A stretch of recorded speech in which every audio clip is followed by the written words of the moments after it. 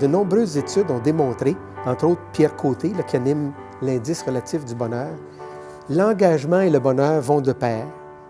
Est-ce que c'est l'altruisme qui contribue au bonheur ou le bonheur qui favorise l'engagement? Une corrélation, c'est toujours à deux sens.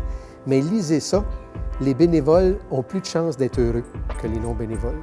Quand on arrive à la retraite, il faut déterminer nos priorités. Certains choix s'imposent rapidement.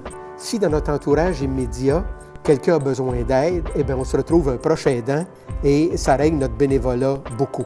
On peut, par contre, concilier plaisir et ce type de responsabilité. Au fond, c'est la théorie des besoins de Maslow. Il faut répondre aux besoins essentiels d'abord. Si notre santé est maganée, qu'on a des incapacités, c'est ça qui est la priorité. Après ça, aidant naturel.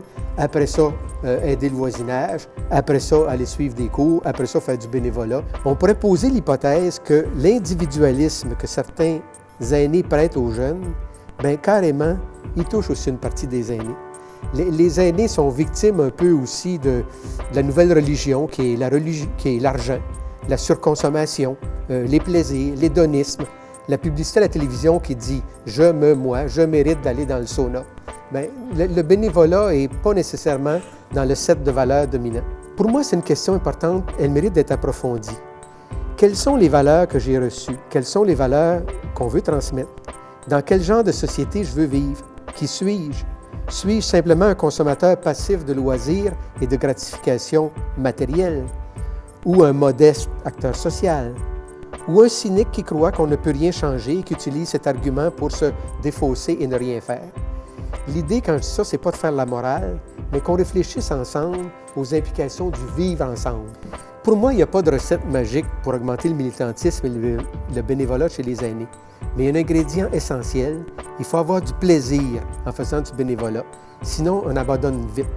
À mon avis, il y a deux obstacles présentement au développement du bénévolat. Le premier, c'est le retrait progressif de l'État-providence. Il y en a qui pourraient penser que c'est le contraire. L'État se retire, plus de place pour les bénévoles. Eh bien non.